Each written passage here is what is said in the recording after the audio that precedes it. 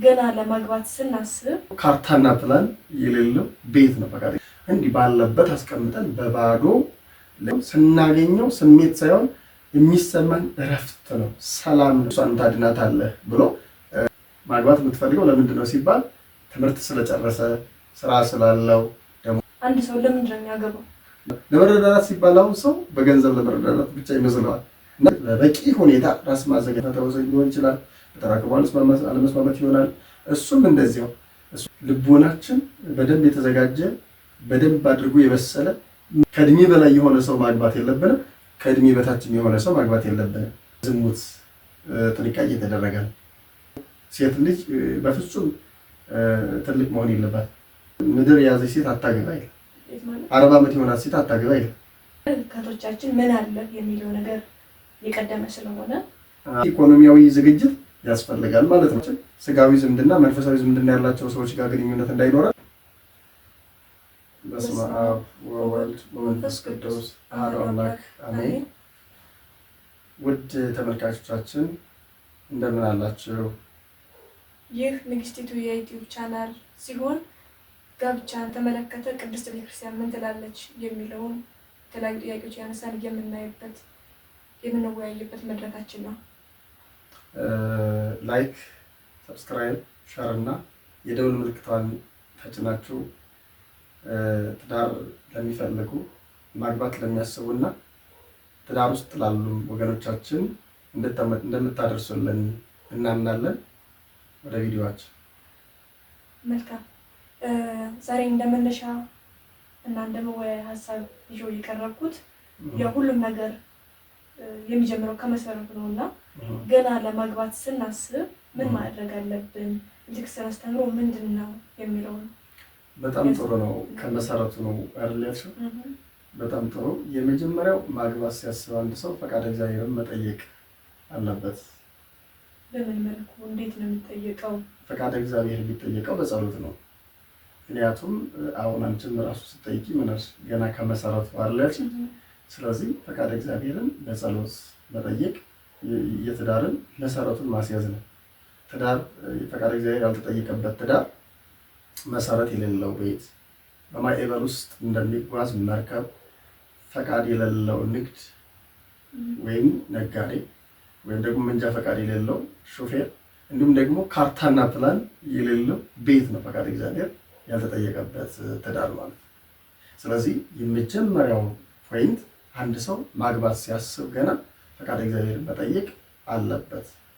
መልካም። ፈቃደ እግዚአብሔርን መጠየቅ ከሚለው ጋር ተያይዞ ብዙ ሰው ፈቃደ እግዚአብሔርን ይጠይቃል፣ ጸሎት ያደርጋል። የሚሆነኝ ስጠኝ ብሎ ጸሎት ያደርጋልና ለምሳሌ በእህቶች ብናይ ጸሎት ያደርጋሉ፣ ግን የተለያየ ቦታ ትምህርት ቤት ላይ አንድ ሰው ሊያውቁ ይችላሉ፣ መስሪያ ቤት ላይ አንድ ሰው ሊያውቁ ይችላሉ፣ ሰፈር ውስጥ አንድ ሰው ሊያውቁ ይችላሉ፣ የተለያዩ ሰዎችን ሊያውቁ ይችላሉ እና ለጋብቻ ለመምረጥ ተቸግሮ ሊሆን ይችላል።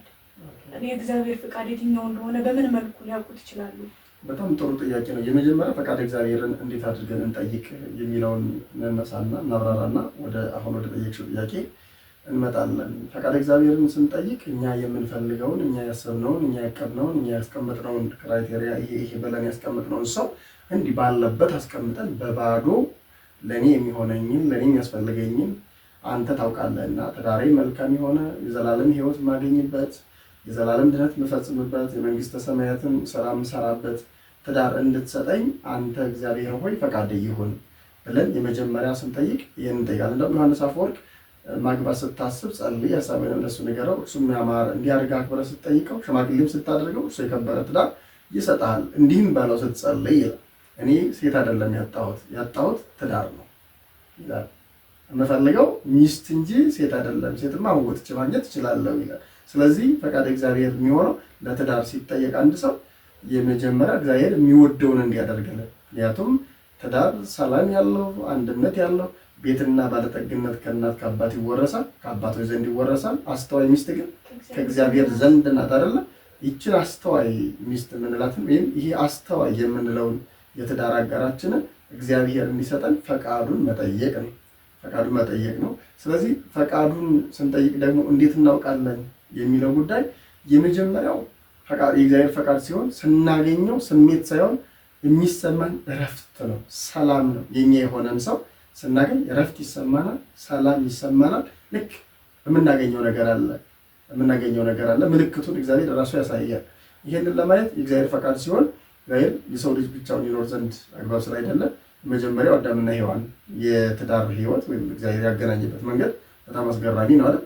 አዳምን ፈጥሮት ሳምንት ካቆየው በኋላ ገነትን እንዲያበጃት እንዲጠብቃት፣ እንዲሁም ደግሞ የአዳምን ማስተዋል የእውቀቱን ብቃት ካየው በኋላ የሰው ልጅ ብቻውን ይኖር ዘንድ መልካም አይደለም፣ የምትመቸው ረዳት እንፍጠርለት አለ። የምትመቸው ስለዚህ እኛ የሚመቸንን እግዚአብሔር አምጥቶ ከኛ ጎን ያቆልን አዙሮ እንዴት እንዳመጣው አናውቅም፣ ግን ያመጣል። አጠገባችን ያለውም ሊሆን ይችላል። በተለይ ይህንንም ፈቃድ እግዚአብሔር እንደሆነ መጸለይ የሚያስፈልገው አጠገባችን ሆኖ ላናውቀው የምንችለውን ሰው ሊገልጥልን ይችላል። አጠገባችን ሆኖ ያላየነው የማናውቀው ይሆናል ያላልነው እንደ እህት የምናያት ሚስት ልትሆን እንደ ወንድም የምናየው ባል ሊሆን ይችላል። ያ ፈቃድ እግዚአብሔር ስንጠይቅ እሱ ራሱ ስለሚገልጥልን ነው። ለዚህ መረጃ የሚሆነን ለዚህ ማሳያ የሚሆነን ሁለት የመጽሐፍ ቅዱስ ጥቅስ በመጀመሪያ እንጥቀስ። በመጀመሪያ ዘፍጥረት 24 ላይ ያለው ኢያዕር አብርሃም ልኮት ለይስሐቅ እንዲያጭለት ልኮት ሄደ ጸለየም ይላል።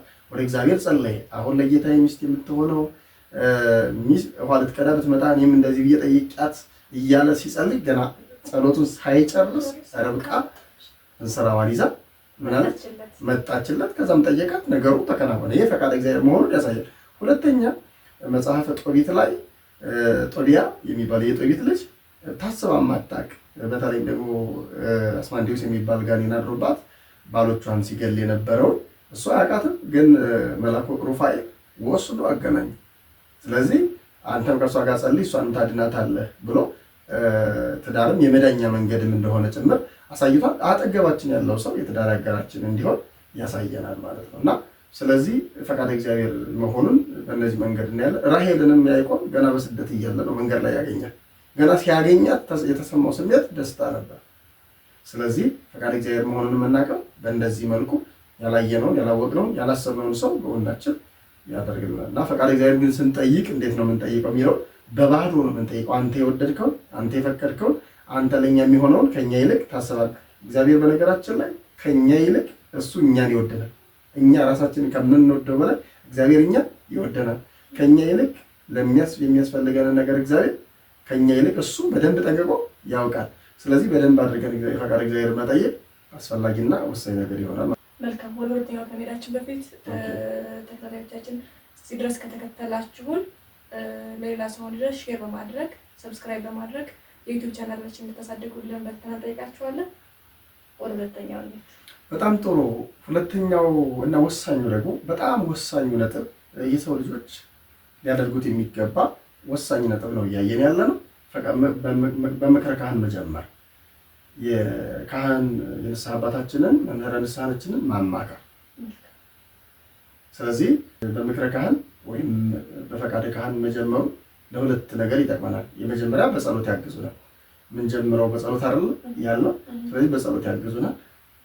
በጸሎት ከማገዛቸው በተጨማሪ ደግሞ ከመጽሐፍ ቅዱስም ከሌሎች መጻሕፍትም ከቤተክርስቲያን መጻሕፍት የትዳር ሁኔታዎች፣ ትዳር ለምን እንደሚያስፈልግ፣ ትዳር ምን አይነት ትዳር መሆን እንደሚችል፣ ፈቃደ እግዚአብሔር የተጠየቀበት ትዳር ምን አይነት እንደሚሆን የተዋጣለትና ያማረለት የተዋበ በፍጹም ምንም አይነት ማዕበል ሊያፈርሰው የማይችል ሆኖ እንዲገነባ የሚገነባበትን ነገር በሙሉ ሊያሳዩን፣ ሊያስተምሩን፣ ሊያሳውቁን፣ ሊያስረዱን ይችላል።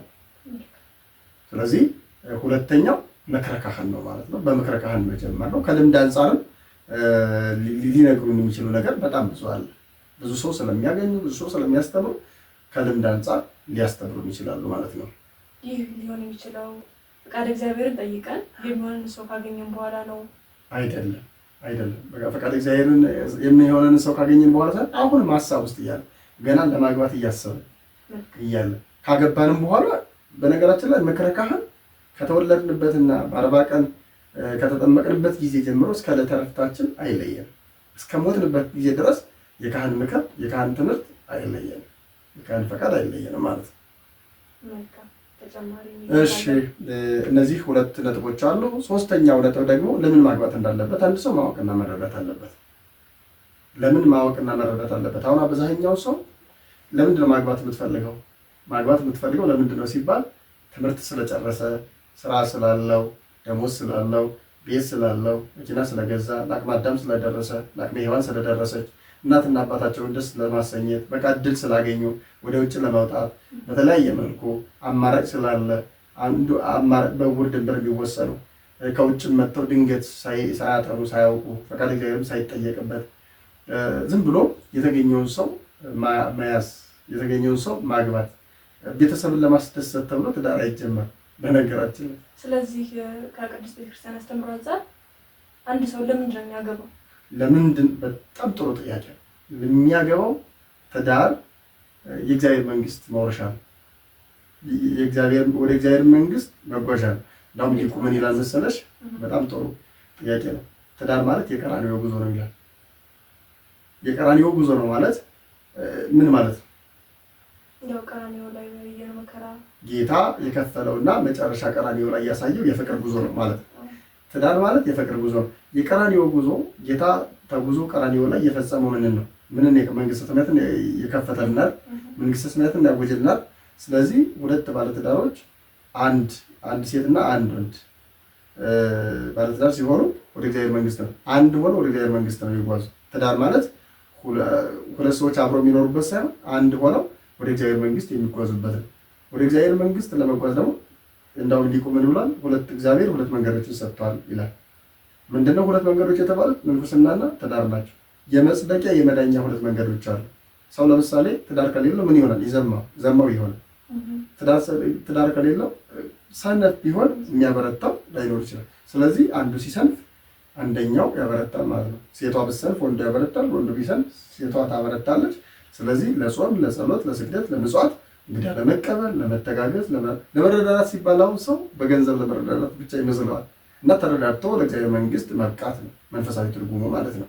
ተረዳድቶ ተጋግሶ አንድ ክርስቲያንም መተካት ነው፣ ክርስቲያንንም መጨመር ነው። ስለዚህ ትንሿ ቤተክርስቲያን ይላታል እንዳውም ዮሐንስ አፈወርቅ የትዳር ጎጆን ማለት ነው። ስለዚህ ሁለት መንገዶች አሉ፣ ሁለት ጸጋዎች አሉ የተባሉት ምንኩስናና ትዳር ናቸው ማለት ነው። ስለዚህ አንድ ሰው ለምን ማግባት እንዳለበት ጥንቅቅ አድርጎ የእግዚአብሔር መንግስት መውረሻ መሆኑን ተረድቶ መግባት ይኖርበታል ማለት ነው። ብዙ ትዳሮች የሚፈርሱት መካን ሆነችብኝ፣ አጣ፣ ደህየ ወይም ተሰደደ ወይም ደግሞ መኪና ሲያዩ ባላቸውን ትተው የሚሄዱ እህቶች በጣም በብዙ እያየን አይደለ? ስለዚህ ትዳር ማለት በኢኮኖሚ የምንረዳዳበት ሳይሆን በመንፈሳዊ የምንረዳዳበት በመንፈሳዊ ዝለታችን ተረዳድተን ወደ እግዚአብሔር መንግስት የምንገባበት ስለሆነ ስለዚህ ለምን ማግባት እንዳለበት ማወቅና መረዳት ጥንቅቅ አድርጎ ጥርት ያለ እውቀት ጥርት ያለ ቤተክርስቲያን የምታስተምረውን ለምን ማግባት እንዳለበት አውቆ ቢገባ ትዳሩ ከመፍረስ ይድናል ማለት ይሄ አብነቱ መድኃኒቱ ነው። በጣም ጥሩ። ሶስተኛው እንግዲህ ለምን ማግባት እንዳለበት ማወቅ ነው ካል አራተኛው ትዳር ለሚፈልገው ኃላፊነት መዘጋጀት ነው። ትዳር ገና ከማጨት ጀምሮ የሚፈልገው ኃላፊነት አለ። ያጫት ሴት ጊዜ ትፈልጋለች። የመወያያ ጊዜ፣ የመነጋገሪያ ጊዜ፣ የእውቀት ደግሞ ትዳር ከገቡበት ቀን ጀምሮ ቢቻል የራስ ቤት ባይቻል ደግሞ እንዲህ እያለ ትዳር የሚፈልገው ራሱን የቻለ ኃላፊነት አለ። ያንን ለመቀበል ለመዘጋጀት ራስን ማዘጋጀት በበቂ ሁኔታ ራስ ማዘጋጀት። ራሳቸውን ሳያዘጋጁ የገቡ ሰዎች በጣም ብዙ ፈራርሰው እናያለን። ትዳር የሚፈልገውን ነገር ሳያዘጋጁ ማለት ነው። ትዳር ላይ ያው ብቸኝነት ላይ እንደሚኖረው ወይም ደግሞ በፍቅር ጊዜ እንዳለው አይሆንም። ብዙ ኃላፊነቶች ስለሚኖሩ በነገራችን ላይ በትዳር መኖር ከራስ በብቸኝነት እንደመኖር ቀላል አይደለም። ከራስ ጋር እንደመኖር ከሌላ ሰው ጋር መኖር ቀላል አይደለም። ምክንያቱም አንድ ሰው ወይም አንዲት ሴት እናት የምትመጣው ሁለት ልምድ ያላቸው ሰዎች ነው አንድ ቤት የሚገቡ። ሁለት ሀሳብ፣ ሁለት ልምድ፣ ሁለት እውቀት፣ ሁለት አይነት ጠባይ ያላቸው አንድ ቤት ይመጣሉ። ያንን ነገር ለመቋቋም ያናቻችሉ መኖር ራሱ ለመኖር ኃላፊነት ነው። ኃላፊነት ይጠይቃል። ማግኘት፣ ማጣት፣ መታመም፣ ጤና መሆን፣ ማዘን፣ መደሰት እነዚህ ሁሉ ይፈራረቃሉ። ይህንን ለመቋቋም ኃላፊነቱን ለመቀበል መዘጋጀት የግድ ያስፈልጋል። ለዚህ ደግሞ ወሳኙ ነገር ፍቅር የሚባለው ጽኑ መሰረት አለ። እሱን በሌላኛው ቪዲዮ ስለ ፍቅር ምንድን ነው የሚለውን ሰፋ ሰው የፍቅር አረዳዱ ተበላሽቶ በዛ ይዘን የምንቀር ይሆናል። ስለዚህ አራተኛው ትዳር ለሚፈልገው ኃላፊነት ምን ማለት ዝግጁ መሆን ያስፈልጋል ማለት በጣም ዝግጁ መሆን። ያልተዘጋጁ ወልድ የተለያዩ በጣም ብዙ ሰዎች አሉ ትዳር ለሚፈልገው መስዋዕትነት ሳይዘጋጁ ማለት ነው። አምስተኛው በመንፈሳዊነት መብሰል። በምን አይነት መልኩ? በመንፈሳዊነት መብሰል ማለት በመጾም በመጸለይ በመስገድ በመስቀደስ በማስቀደስ ከሆነ ዲያቆን ከሆነ በመቀደስ በማስቀደስ በመቁረብ ንስሐ በመግባት በመማር ቤተክርስቲያን ሁልጊዜ በመሄድ ምጽዋት በመመጽወት ገዳማትን በመጎብኘት መጻሕፍትን በማንበብ በመንፈሳዊነት በአጠቃላይ በመንፈሳዊነት የበሰለ ሰው በቃ ምንም አይነት ነገር ምንም አይነት ማይበር ለምሳሌ አብርሃምና ሳራ ጋብቻ ይባላል። ለምንድን እንደዚያ ይባል? በጣም መንፈሳዊ ስለነበር ማጣት፣ ስደት፣ ልጅ አለመውለድ ምንም ነገር አልፈታው አላለኝ። ብዙ እድል ገጥሟታል ሳራ። አብርሃምና በመጀመሪያ ደረጃ በረሃብ ምክንያት ተሰደዋል። ከዛም ተሰደው ደግሞ ሳራንም ላግባሽ የሚል ሌላ ንጉስ ነበር እና እነዚህ በመንፈሳዊ የበሰለ ሰው በመንፈሳዊ የበሰለች እህት በመንፈሳዊ የበሰለ ወንድ ምንም አይነት ነገር ለምሳሌ በመንፈሳዊ የበሰለች ባሏ ድሃ ቢሆን ጥሏት አትሄድም፣ ቢታመም ጥሏት አትሄድም፣ ቢያጣ ጥሏት አትሄድም። ለምሳሌ በህይወታቸው ከገቡ በኋላ የሚከሰት ነገር አለ። ስንፈተ ወሰን ሊሆን ይችላል፣ በተራክቧ አለመስማማት ይሆናል። እሱም እንደዚያው እሷ እንደዚህ ቢፈጠር ባትወልድ መካን ብትሆን ብትታመም ሸቧ ቢበላሽ መልኳ ቢበላሽ ምንም ነገር ቢሆን አይለያዩ። ለምን? በመንፈሳዊነቱ በደንብ አውቋል። የትዳርን ነገር አውቆታል። መንፈሳዊ ሰው ነው። መንፈሳዊ ሰው ደግሞ እንኳን የራሱ አካል የሆነው ሌላም ቢሆን አይተው መንገድ ላይ ያለውን ቢሆን አይተው። ስለዚህ በመንፈሳዊነት መብሰል አምስተኛው ርዕሰ ጉዳይ ነው። በመንፈሳዊነታችሁ በሰል ማለት ይኖርባችኋል። በመንፈሳዊነቱ የበሰለ ሰው ያልበሰለ ሰው ቢገጥመውም እንኳን ሊያበስል ይችላል። ነገር ግን በመንፈሳዊነቱ ያልበሰለ ሰው ደግሞ እርሱ ስላልበሰለ የበሰለ ሰው በመንፈሳዊነቱ የበሰለ ሰው እንኳን ቢያገኝ በእርሱ አለመብሰል ምክንያት ሊያጣ ይችላል ማለት። ስለዚህ በመንፈሳዊነታችን መብሰል ይኖርብናል ማለት ነው። እሺ፣ ተጨማሪ በጣም ጥሩ። ስድስተኛው ደግሞ ስነ ልቦናዊ ዝግጅት በጣም አስፈላጊ ነው። ስነ ልቦናዊ ዝግጅት፣ ስነ ልቦናዊ ብስለት ያስፈልጋል። ስነ ልቦናዊ ብስለት ማለት የትኛውም ነገር ለመቀበል ልቦናችን አይደለም የሚወሰን። ልቦናችን በደንብ የተዘጋጀ በደንብ አድርጎ የበሰለ ምንም አይነት ነገር ቢመጣ ላለመናወጥ ስነ ልቦናዊ ዝግጅት በጣም ወሳኝና አስፈላጊ፣ ስሜት ሳይሆን ስነ ልቦናዊ ዝግጅት በጣም አስፈላጊ ይሆናል ማለት ነው። ስለዚህ አንድ ሰው ማግባት ሲያስብ መጀመሪያ ምን ማድረግ አለበት ብለናል? ፈቃደ እግዚአብሔር መጠየቅ አንደኛው ነው። ሁለተኛው በምክረ ካህን መጀመር፣ ሶስተኛ ለምን ማግባት እንዳለበት ማወቅና መረዳት አለበት፣ አራተኛ ትዳር ለሚፈልገው ኃላፊነት መዘጋጀት፣ አምስተኛ በመንፈሳዊነት መብሰል፣ ስድስተኛ ስነ ልቦናዊ ዝግጅት። እንቀጥል።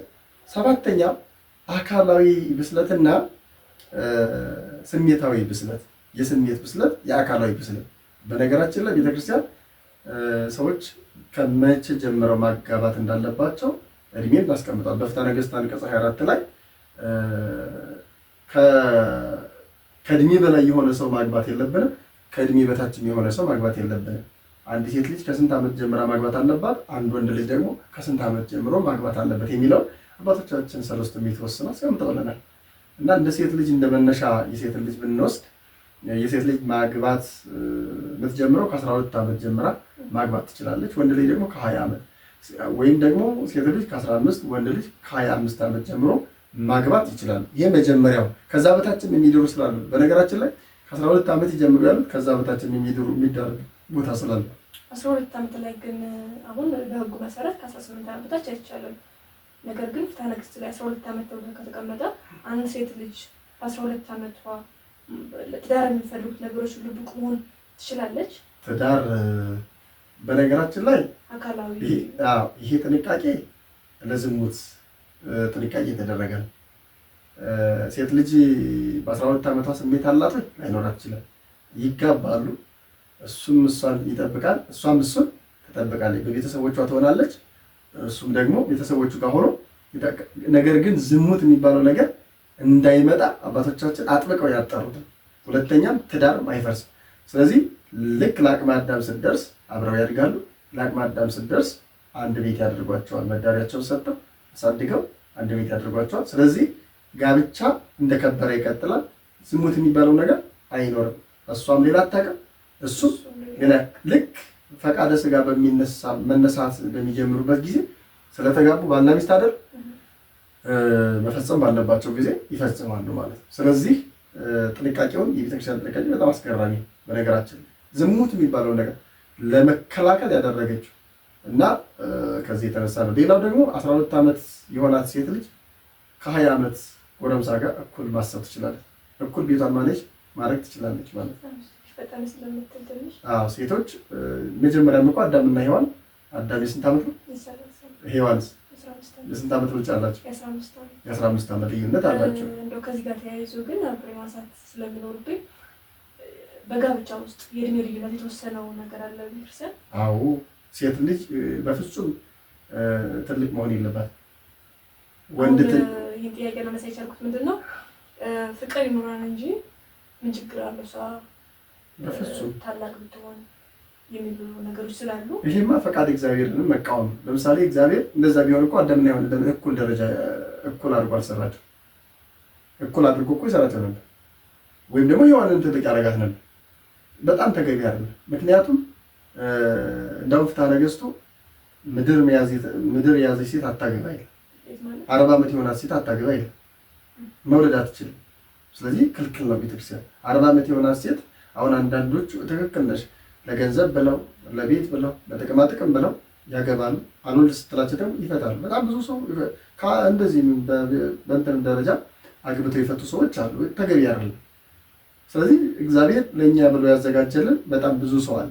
በጣም ብዙ ሰው እንደው የኔ የት ጋር ነው የሚሉ ሰዎች አሉ። የኔ እንደው የት ጋር ተቀምጦልኝ ነው የሚሉ አለ። እግዚአብሔር ሁሉንም አዘጋጅቶ እንዳውም እኛን የፈጠረን የሚያስፈልገንን ነገር ሁሉ አዘጋጅቶ እኛ ከሱ በመሌታችን ምክንያት የምንበላውን የምንጠጣውን የምንኖርበትን ነገር አጣን እንጂ እንኳን ትዳራችን ሌላው ነገራችን እኛ የተፈጠርነው ተዘጋጅቶልን። ስለዚህ የእድሜ ክልከላ አለ። ምን ያክል ነው? በቁጥር ደረጃ አለ። በቃ በአዳምና በሔዋን አልያም ደግሞ መቀራረብ። በትንሹ እንኳን ወንድ መብለጥ አለበት፣ ካልሆነ ግን ሴት መብለጥ በፍጹም የለባት በፍጹም ማለት ነው። እና ስለዚህ አካላዊ ብስለትና ስሜታዊ ብስለት በሚገባ ምክንያት አካላዊ ብስለት ማለት ለተራክቦ መብቃት አለባቸው። ስሜት መኖር አለበት። በአካለ መጠን በእድሜ ደረጃ አሁን ያነሳናቸው ነገሮች በሚገባ መታወቅና መኖር አለባቸው ነው። ሌላው ኢኮኖሚያዊ ብቃትና ብስለትም ያስፈልጋል። ኢኮኖሚ ምክንያቱም ይህን ከማብራራታችን በፊት አሁንም ለማስታወስ ያክል ሰብስክራይብ እያደረጋችሁ ሼር እያደረጋችሁ ለሌሎችም እንደርስ እንድታግዙን በትህትና እንጠይቃለን። በተጨማሪም እስካሁን ያነሳናቸው ነጥቦች ላይ ጥያቄ ካላችሁ ኮመንት ላይ ያስቀምጡልን፣ ማብራሪያ እንሰጥበት ይሆናል ማለት ነው። መልካም፣ ወደ ውይይታችን። መልካም። ሌላኛውና በቃ ከዚህ በኋላ የምንለው ወደ ስጋዊነት ያደላ ነው። ኢኮኖሚያዊ ዝግጅት ያስፈልጋል። ኢኮኖሚያዊ ዝግጅት ማለት ለትዳር በጣም አስፈላጊና አንገብጋቢው ነገር በመጀመሪያ ደረጃ እግዚአብሔርን መያዝ ነው። እግዚአብሔርን ከያዝን የሚጎለውን ነገር እሱ ይሞላል። የቃና ዘገሊላውን ቤት ተገኝቶ ሞልቶታል አይደል? እግዚአብሔር ሲኖርበት፣ እግዚአብሔር ሲጠራ፣ እግዚአብሔር ሲገኝ ቢጎልም የጎደለውን ነገር እኛ ካሰብነው በላይ አድርጎ እሱ ሊሞላ ይችላል። እና ለዛም ነው በመጀመሪያ ቤተክርስቲያን ሁሌ የምታስቀድመው ፈቃደ እግዚአብሔር፣ ሁልጊዜ እግዚአብሔር ነው የምታስቀድመው። ለልጆቿ ስታስተምር እግዚአብሔር ነው የምታስቀድመው። ለምን? ጌታም ራሱ በወንጌል መጀመሪያ ጽድቁንና መንግስቱን ፈልጉ ሌላው ይጨመርላችኋል። ስለዚህ ጽድቁንና ሃይማኖትንና ምግባርን ያዙ ነው። ሃይማኖት ይኖራል፣ ምግባር ይኖራል፣ ሌላው ይጨመራል። ኢኮኖሚው ጉዳይ ይጨመራል። አያስፈልግም ማለት ግን አይደለም። ለምሳሌ በትንሹ ቀለበት ለመጋባት ቀለበት ያስፈልጋቸዋል፣ አልጋ ያስፈልጋቸዋል፣ ቢኖር የራስ ቤት አልያም የቤት የሚከራዩበት ያስፈልጋላል። ስለዚህ አዳምንም ስናይ የሚኖርበት ቦታ ቤቱ፣ መኖሪያው፣ ልብሱ፣ ስራው ተዘጋጅቶለት ስለሆነ ስለዚህ ኢኮኖሚያዊ ዝግጅትም በመጠኑ አንገብጋቢ አይደለም። አንዳንድ ሰዎች እንደሚሉት አይደለም። ትምህርትን ጨርስ፣ ደሞዝም አግኝ፣ መኪናም ግዛ፣ ቤትም ስራ እያሉ ነገር ግን የዝሙትን ዓለም እንደሚያስፋፉትም አይደለም። ሰው እግዚአብሔርን ከያዘ የኛ ህይወት ምስክር መሆን ይችላል አይደል? አንቺም ትምህርት ቤት ነሽ፣ እኔም ደግሞ ትምህርት ቤት ነበርኩ አይደል? ስንጋባ ነገር ግን አሁን ላይ አንቺም ስላለሽ ያኔም እኔም ስላለኝ እርግጥ ግን ዞሮ ዞሮ ግን አሁን እግዚአብሔር የምንፈልገውን ነገር አላደረገልን። ስለዚህ አድርጎልናል። ስለዚህ እግዚአብሔር ይቅደም የሚለው ነገር አለ። እሺ ኢኮኖሚያዊ ዝግጅት ያው በመጠኑ ቢሆን አስፈላጊ እንደሆነ አንስተናል። ስለዚህ ኢኮኖሚያዊ ብስለት ወይም ዝግጅት ሊኖረው የሚገባው ምናልባት ወንዱ ብቻ ነው ወይስ አሁን ብዙ ጊዜ ነገር ከቶቻችን ምን አለ የሚለው ነገር የቀደመ ስለሆነ በነገራችን ላይ ወደፊትም በሰፊው የምናብራራው ጉዳይ ነው እንጂ የገንዘብ ጉዳይ በመጽሐፍ ቅዱስ መመሪያነት ርብቃ ለምሳሌ ምን አለው ያ ሰውዬ አላለች። ሔዋንም ምን አለው አዳም አላለች። ምን አለህ የሚል ጥያቄ እንደጠየቀች አይናገርም። ሳራም ቅድም ስናነሳ በስደቱ ተከትለዋለች። ርብቃም እንደዚሁ ያዕቆብም እረኛ የበግ እረኛ ሆኖ ነው ራሔል ያገባችው። እረኛ ምን አለሽ ምን አላት የሚል ነገር የለም። በመጽሐፍ ቅዱስ ወንዱ እንዲያስተዳድር ተደርጎ የምናይበት መንገድ አለ። ወንድ አስተዳዳሪ፣ ሴት እንደ እመቤት ወልዳ ታሳድጋለች፣ ቤትንም ትመራለች። ከዚህ አንጻር የሚታይ ጉዳይ ነው። ግን ነገር ግን አሁን እንደ ዘመኑ ግን በተቻለ መጠን ተረዳድቶ ተጋግዞ ትዳሩ እንዲሰምርና እንዲያምር ቢረዳዱ ቢተጋገዙ በጣም ጥሩ። ነገር ግን ምን አለው ምን አላት የሚለው ነገር ግን አሁንም ከፈቃድ እግዚአብሔር ውጭ የሆነ ትዳርንም ያማከለ የትዳርንም ዓላማ የሳተ ባይኖር እንዳውም ስለ ፍቅር ወደፊት ስናነሳ የምናነሳ ይመስለኛል እንጂ አንኮንዲሽናል ሎቭ እና ኮንዲሽናል ሎቭ ያለ ቅድመ ሁኔታ የሚሆን ፍቅርና ቅድመ ሁኔታ የሌለው ያለው ፍቅር የሚል ሁለት አይነት የፍቅር ትርጉም አለና ገንዘብን ጥቅምን ታርጌት ያደረገ ነገር ትዳሩ አይፈርስም። ገንዘቡ ይጠፋል። ገንዘቡ ሲጠፋ ሊለያይ ስለሚችል ማለት እና ገንዘብን መሰረት ያደረገ ድህነትን መሰረት ያደረገ መሆን ስላለበት ነው። ስለዚህ ኢኮኖሚያዊ ዝግጅት ያስፈልጋል ማለት ነው።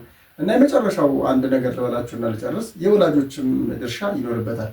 ማግባት ስናስብ ወላጆቻችንን ብናማክራቸው፣ ወላጆቻችንም እኛን በመልካም ያሳደጉን ወላጆቻችን ስለሆኑ ብዙ መንገድ ያሳዩናል። ጥሩ መንገድ ያሳዩናል። ግን ምን ድረስ ነው ሊሚቱ መሆን ያለበት? ምን ድረስ ነው የቤተሰቦቻችን ድርሻ?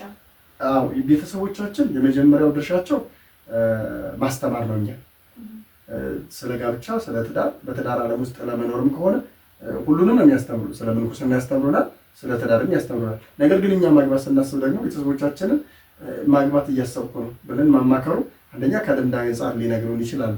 መቼም መልካም ትዳር ያላቸው ቤተሰቦች ስለ ክርስትናም፣ ስለ እምነትም፣ ስለ ታሪክ፣ ስለ መጽሐፍ የሚያውቁ ከሆነ እንዲያስረዱን ነው። የቤተክርስቲያን አስተምሮ ነው። በነገራችን ለምሳሌ አብርሃም ይስሐቅን የዳረው አብርሃም አይደል? ሌሎችን አዳምና ሔዋንም ልጆቻችን ለአቅመ አዳም ለአቅመ ሔዋን ደርሰዋል፣ ስለዚህ እንዳራቸው ያሉት እነሱ አይደሉም። ስለዚህ ወላጆችን ማማከር ተገቢ ይሆናል። እንደውም አንድ ዳዊትን ለማግባት የጠየቀችው ሜልኮል እና ለማግባት ስትጠይቀው በአባቷ በኩል ነው። አባቷን ነው ላገባው አስቤያለሁ ላይ ነገረችው። ከዚያም የተነሳ ዳዊትን ያው እንዳገባችው የመጽሐፍ ቅዱስ ታሪክ ይነግረናል። ስለዚህ የወላጆች ድርሻ ምንድን ነው? አቅጣጫ ያሳዩናል። ያልሆነ ነገርም ላይ እንዳንስት ልክ የንስሐ አባትን እንዳማከር ነው ሁሉ መንገድኛ ትክክል ነው ያለው ነገር ትክክል ስለማይሆን ተገቢ ነው ያለው ነገር ተገቢ ስለማይሆን ሌላው ወላጆቻችንን ማማከራችን ስጋዊ ዝምድና መንፈሳዊ ዝምድና ያላቸው ሰዎች ጋር ግንኙነት እንዳይኖረን ያስረዱናል። ልምድንም መንፈሳዊነትንም ሁሉንም ሊያስተምሩ ስለሚችሉ ወላጆቻችንን ማስተማር ይሄን እነዚህ እንግዲህ ቅድመ ሁኔታዎች ናቸው። ያማረ የተዋበ ደስ የሚያሰኝ ትዳር ለማግኘት የመጀመሪያ ቅድመ ሁኔታዎቹ እነዚህ ናቸው። እነዚህ ከዚህ ቀጥሎ ያለውን ደግሞ ይዘን እንቀርባለን። ላይክ፣ ሰብስክራይብ፣ ሼር እና የደወል ምልክቷን በመጫን እጅግ አድርጋችሁ ለብዙ ሰው እንደምታደርሱልን ምንም አይነት ጥርጥር የለንም። ቀን ኦርቶዶክሳውያን ናችሁና ይቆያል። መልካም። እዚህ ድረስ ለተከታተላችሁ እናመሰግናለን። ያው እንግዲህ መምህር ያስተላለፉትን መልእክት ተግባራዊ እንደምታደርጉ ተስፋ አድርጋለሁ። እኔ እናንተን ወክዬ እናንተን ጥያቄ ወደ መምህር ስለማቀርብ ያላችሁ ማንኛውም ጥያቄ በኮሜንት አስቀምጡልን። ሌሎችም እንዲማሩበት ሼር አድርጉልን። መልካም ቆየን።